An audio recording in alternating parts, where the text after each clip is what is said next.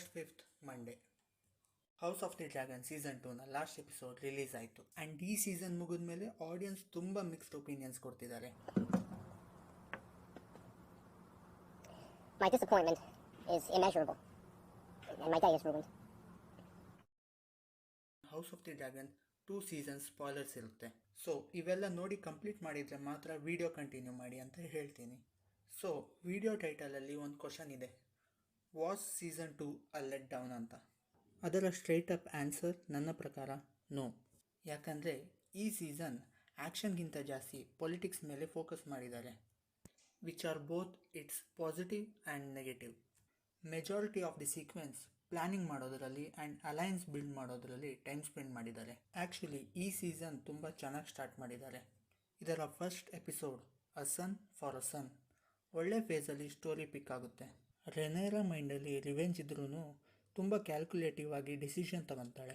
But ನಮ್ಮ classic Damian straight up ಏಮೆಂಡ್ನ ಕೊಲ್ಲೋಕೆ order ಕೊಡ್ತಾನೆ, which ಸಮರೈಸಸ್ there character actually.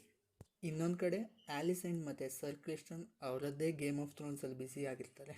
ಎಲ್ಲ ಚೆನ್ನಾಗೇ ನಡೀತಿರುತ್ತೆ ಈ ಸೀಸನ್ನಲ್ಲಿ. ಆದರೆ ಫಸ್ಟ್ ನೆಗೆಟಿವ್ ಪಾಯಿಂಟ್ ಮತ್ತು ಒಂದು ಮೇಜರ್ ಡ್ರ್ಯಾಗಿಂಗ್ ಪಾಯಿಂಟ್ ಈ ಸೀಸನ್ನಲ್ಲಿ ಸ್ಟಾರ್ಟ್ ಆಗೋದು ಡೇಮನ್ ಹ್ಯಾರನಾಲ್ಗೆ ಎಂಟ್ರಿ ಕೊಟ್ಟಾಗ. ಥರ್ಡ್ ಎಪಿಸೋಡಲ್ಲಿ ಡೇಮನ್ ಹ್ಯಾರನಾಲಲ್ಲಿ ಎಂಟ್ರಿ ಕೊಡೋದು ಆ್ಯಂಡ್ ಈ season complete what we see was Daemon and secrets of Harrenhal. Maybe 1-2 episodes ಇದ್ದರೂ ಓಕೆ ಇರ್ತಿತ್ತು. But like almost a season same thing repeat ಮೋಡಲ್ಲಿ ಓಡ್ತಿದೆ. ಮೇ ಬಿ ಫ್ಯೂಚರ್ ಸೀಸನ್ಸಲ್ಲಿ ಮೇಕ್ ಸೆನ್ಸ್ ಮಾಡ್ಬೋದು, ಆದರೆ ಈ ಸೀಸನ್ ತುಂಬ ಇರಿಟೇಟ್ ಆಗೋಯಿತು. ಬಟ್ ಎಪಿಸೋಡ್ 8ಅಲ್ಲಿ when Daemon sees the glimpses of future ಚೆನ್ನಾಗಿ ಪ್ರೆಸೆಂಟ್ ಆಗಿದೆ. ಆದರೂ ಡೇಮನ್ ಬರೀ game of Thrones season 1 glimpse ನೋಡ್ದ ಅನಿಸುತ್ತೆ. ಸೀಸನ್ 8 ಗ್ಲಿಮ್ಸ್ ನೋಡಿದರೆ ಅದೇ ಮರಕ್ಕೆ ನೇಣು ಹಾಕೊಂಡಿರೋನು. ಇವರು ಇಷ್ಟು ಕಷ್ಟಪಟ್ಟು ಯುದ್ಧ ಮಾಡೋದು ಈ ಬ್ರ್ಯಾನ್ ಸ್ಟಾರ್ಕ್ ಕಿಂಗ್ ಆಗೋಕ ಅಂತ ಅನಿಸುತ್ತೆ. ನೆಕ್ಸ್ಟ್ ನೆಗೆಟಿವ್ ಪಾಯಿಂಟ್ ಏನಂದರೆ releasing 1 episode a week. I know releasing 1 episode a week or 2 parts of single season is the new format ಅಂತ. ಆದರೆ ಈ ಫಾರ್ಮ್ಯಾಟ್ ಎಲ್ಲ ವೆಬ್ ಸೀರೀಸ್ಗೂ ಸೂಟ್ ಆಗಲ್ಲ. ನನಗೆ ಈ ಫಾರ್ಮ್ಯಾಟ್ ಇಂಟ್ರೊಡ್ಯೂಸ್ ಆಗಿದ್ದು while watching this MCU web series. And actually ಈ 3 web ಸೀರೀಸ್ಗೆ ಈ ಫಾರ್ಮ್ಯಾಟ್ ಪರ್ಫೆಕ್ಟ್ ಆಗಿತ್ತು.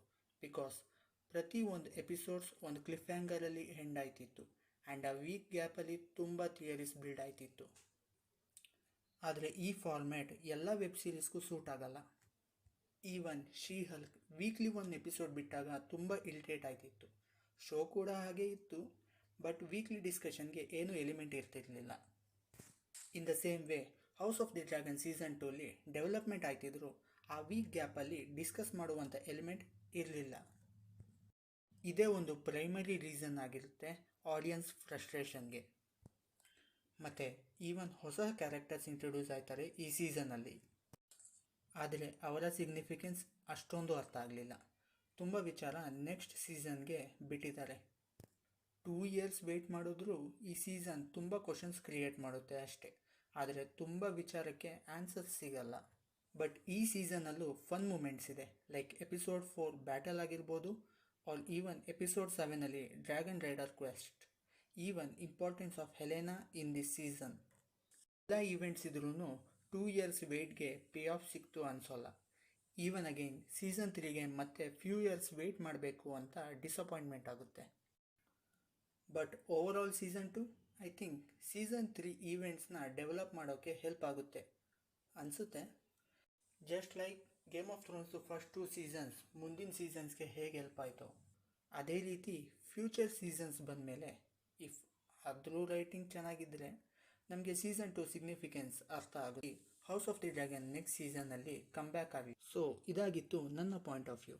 ನಿಮಗೆ ಈ ಸೀಸನ್ ಹೇಗೆ ಅನ್ನಿಸ್ತು ಅಂತ ಕಮೆಂಟಲ್ಲಿ ತಿಳಿಸಿ. ಯಾರಾದರೂ ನೋಡ್ತಿದ್ರೆ ಈ ವಿಡಿಯೋನ ಇಷ್ಟ ಆದರೆ ಲೈಕ್ ಮಾಡಿ, ಇಷ್ಟ ಆಗಿಲ್ಲ ಅಂದರೆ ಡಿಸ್ಲೈಕ್ ಮಾಡಿ ಅಂತ ಹೇಳ್ತಾ ಮುಂದಿನ ವಿಡಿಯೋದಲ್ಲಿ ಸಿಗೋಣ.